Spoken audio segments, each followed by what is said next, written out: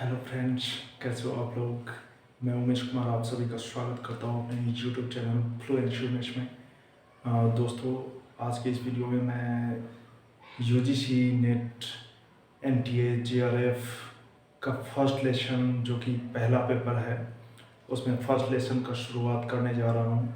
इसमें बहुत ही important topic हैं जो कि आप सभी को ये नेट के एग्ज़ाम में बहुत ही फ़ायदेमंद होगी, जो कि आप सभी इसकी अच्छी सी तैयारी कर ले तो यही जो पेपर है फर्स्ट पेपर वो बहुत ही स्कोरिंग पेपर है और इसी से आपका स्कोर बहुत ही अधिक बढ़ सकता है। तो इसका अगर अच्छे से प्रैक्टिस कर लें और अच्छे से तैयारी कर लें पहले पेपर का तो आप सभी का स्कोर बहुत ही बढ़िया होने वाला है। तो दोस्तों, अगर आप मेरे चैनल पे नए हैं तो सबसे पहले मेरे चैनल को सब्सक्राइब करके बेल आइकन का दबा के ऑल का बटन ज़रूर दबा दें ताकि मेरी आने वाली वीडियो आप सभी तक जल्द से जल्द पहुंच सके और हर एक वीडियो की अपडेट्स मिल सके और मेरे मेरे वीडियो को ज़्यादा से ज़्यादा शेयर कर दें ताकि और भी दोस्तों के पास पहुंच सके और भी स्टूडेंट के पास पहुंच सके और वे भी इसकी अच्छी सी तैयारी कर सके। तो दोस्तों, मैं अब शुरुआत करने जा रहा हूं। ये यूजीसी एनटीए नेट या जेआरएफ का जो कंपटीशन होता है बहुत ही टफ होता है और बहुत ही हाई लेवल का एग्ज़ाम होता है ये। और ये सीबीटी बेस्ड एग्ज़ाम होता है, कंप्यूटर बेस्ड टेस्ट इसका होता है। और ये जो होता है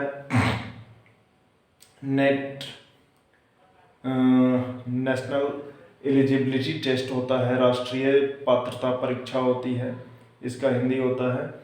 और एनटीए एनटीए इसका एग्ज़ाम लेती है, नेशनल टेस्टिंग एजेंसी इसका फुल फॉर्म होता है। जैसे मैं बता दे रहा हूँ, लिख दे रहा हूँ एनटीए का फुल फॉर्म।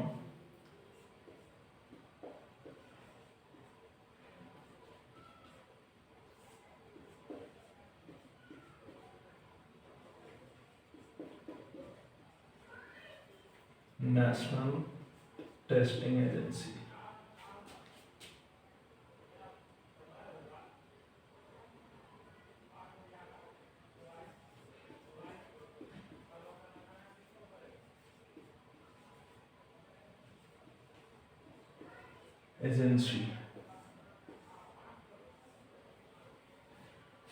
यही इसका एग्ज़ाम लेती है। और ये जो है फर्स्ट पेपर, इसका मैं सीडीपी का लेसन बताने जा रहा हूँ और ये फर्स्ट लेसन है। और ये जो मैं बता रहा हूँ, ये जो पढ़ा रहा हूँ, ये फर्स्ट पेपर का पहला लेसन है। और ये जो लेसन है इसका नाम है एजुकेशन एंड टीचिंग, इसका हिंदी होता है शिक्षा और शिक्षण। सबसे पहले मैं शिक्षा के बारे में बता दे रहा हूँ कि शिक्षा होता क्या है। शिक्षा का जो मूलतः जो अर्थ होता है वह है शिक्षा प्रदान करना। जैसे शिक्षा किसी को बांटना या खुद ग्रहण करना ही शिक्षा का मूल अर्थ होता है।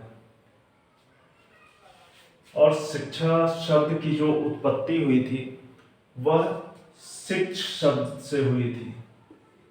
शिक्ष शब्द से शिक्षा शब्द की उत्पत्ति हुई थी, जिसका पूर्ण रूप से अर्थ होता है ज्ञान प्राप्त करना।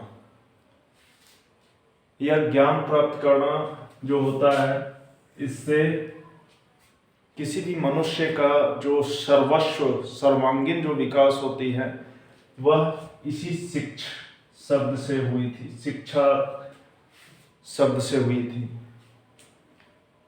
इसमें मैं जितने भी विद्वान ने शिक्षा शब्द का जो परिभाषा दिया है उन लोगों के बारे में मैं एक एक करके वन बाय वन बताने जा रहा हूँ। सबसे पहला है रविंद्रनाथ टैगोर। रविंद्रनाथ टैगोर के अनुसार जो शिक्षा की परिभाषा है, शिक्षा का मुख्य उद्देश्य आत्म साक्षात्कार है। रविंद्रनाथ टैगोर जी ने बताया है, ये बहुत ही बड़े विद्वान थे जिन्होंने शिक्षा शब्द की परिभाषा दिया है। उन्होंने दिया है कि इसका मुख्य उद्देश्य है आत्म साक्षात्कार, मतलब अपने आत्मा को जगाना, अपने अंतरात्मा से जो भी आपके अंदर ज्ञान प्राप्त हुआ है और ज्ञान का विकास हुआ है, वही है शिक्षा का मूल उद्देश्य।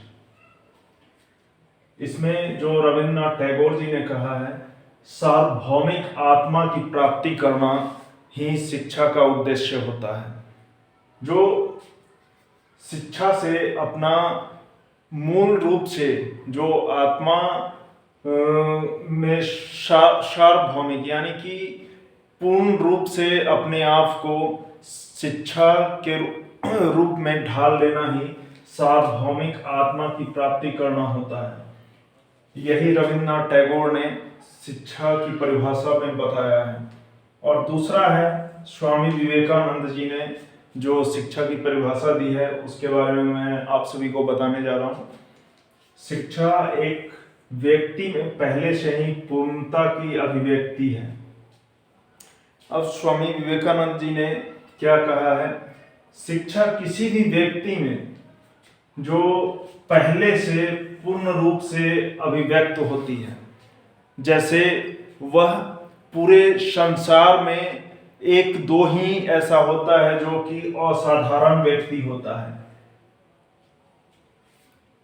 हूबहू स्वामी विवेकानंद जी की तरह, जो कि उनमें बहुत पहले से ही, मतलब जन्म से ही उनके अंदर जो शिक्षा की अभिव्यक्ति थी, वो उनके अंतरात्मा में पहले से ही थी। उसे ही असाधारण व्यक्ति माना जाता है। जो स्वामी विवेकानंद जी ने कहा कि पूर्णता ही अभिव्यक्ति होती है, जो कि व्यक्ति के अंदर पहले से वह शिक्षा उनके अंदर पहले से विराजमान होती है।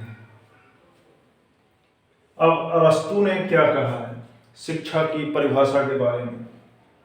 अरस्तु ने कहा है, शिक्षा को एक स्वस्थ शरीर में एक स्वस्थ मस्तिष्क का निर्माण होता है। शिक्षा से क्या होता है, एक स्वस्थ शरीर में, जैसे कभी कभी आप देखते हैं कि किसी भी विद्यार्थी का स्वास्थ्य बिगड़ जाता है, जैसे बीमार पड़ जाता है या कोई उनके अंदर डिजीज आ जाती है, तो उन पे जो शिक्षा का बहुत ही बुरा असर पड़ता है। उनके अंदर मतलब मस्तिष्क, क्योंकि मस्तिष्क से ही कोई भी विद्यार्थी शिक्षा का ग्रहण करता है, और जब व्यक्ति बीमार पड़ जाता है, कोई भी विद्यार्थी बीमार पड़ जाएगा, तो उसका मस्तिष्क कंट्रोल में नहीं होता है। तो अरस्तु ने क्या कहा है, एक स्वस्थ शरीर में ही एक स्वस्थ मस्तिष्क का निर्माण होता है, और तभी उनके अंदर पूर्ण रूप से शिक्षा ग्रहण करने की क्षमता बढ़ती है। हेनरिक पेस्टालोजी ने क्या कहा है शिक्षा के बारे में? शिक्षा मनुष्य की जन्मजात शक्तियों का प्राकृतिक सामंजस्यपूर्ण और प्रगतिशील विकास है। अब पेस्टालोजी ने कहा है कि शिक्षा जो होती है वह किसी किसी मनुष्य में जन्मजात शक्ति के अनुसार होती है। मतलब वह क्या होता है कि जन्मजात यानी कि वह जन्म लेते ही उनके अंदर ऐसा होता है, उनका मस्तिष्क इतना गति से विकास करता है, इतना तेज गति से चलता है कि वह हर चीज को समझने और पढ़ने या लिखने में बहुत ही तीव्र गति से वह हर चीज समझता है, लिखता है या पढ़ता है। और उसमें प्राकृतिक सामंजस्यपूर्ण, और वह किसी भी वातावरण में जाके वह ढल जाता है और उस प्राकृतिक रूप से वह वातावरण के हाव भाव के अनुसार वह किसी भी शिक्षा को ग्रहण करने में समर्थ होता है और उसका प्रगतिशील विकास होता है। और उन्होंने क्या कहा है पेस्टोलॉजी ने कि उनका प्रगतिशील यानी कि वह हर क्रमबद्ध वह प्रगति के पथ पर विकासशील होता है, वह आगे बढ़ते ही जाता है हर क्षेत्र में।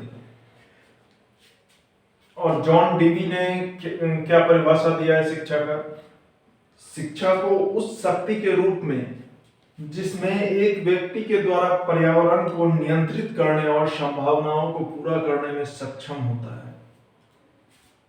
अब जॉन डीवी ने क्या कहा है कि शिक्षा किसी भी व्यक्ति के अंदर शक्ति के रूप में, मतलब उसके अंदर इतना शक्ति होता है जो कि वह शिक्षा को ग्रहण करने में अपने आप को सक्षम कर पाता है।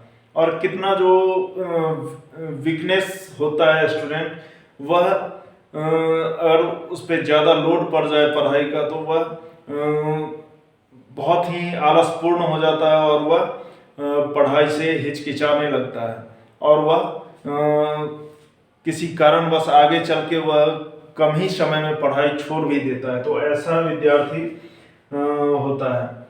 तो इसी तरह जॉन डीवी ने कहा है कि शिक्षा को आगे बढ़ाने में एक शक्ति का भी एक अहम रूप होता है जिससे किसी व्यक्ति के द्वारा पर्यावरण को नियंत्रित करने, जो व्यक्ति शिक्षा ग्रहण करने में माहिर होता है वह पर्यावरण को भी नियंत्रित करने में सक्षम हो जाता है, क्योंकि वह हर एक पर्यावरण में वह शिक्षा को ग्रहण करने में, जैसे कि पहले गुरुकुल के अंदर जो शिक्षा होती थी वह जंगलों में शिक्षा दी जाती थी। तो उस समय जो पढ़े लिखे होते थे, जो शिक्षा ग्रहण करते थे विद्यार्थी, तो वह उस वातावरण में भी ढल के अपनी शिक्षा को बहुत ही विकासशील और प्रगतिशील रूप में बहुत उच्च शिक्षा ग्रहण करके और महारत हासिल करते थे। तो उसी के बारे में जॉन डीवी ने यहाँ पे दर्शाया है कि पर्यावरण को नियंत्रित करने और संभावनाओं को पूरा करने में सक्षम होता है और किसी भी पॉसिबिलिटी यानी संभावना को भी पूर्ण करने में वह सक्षम होता है, क्योंकि वह ठान लेता है कि हमें यह करना है तो करना है।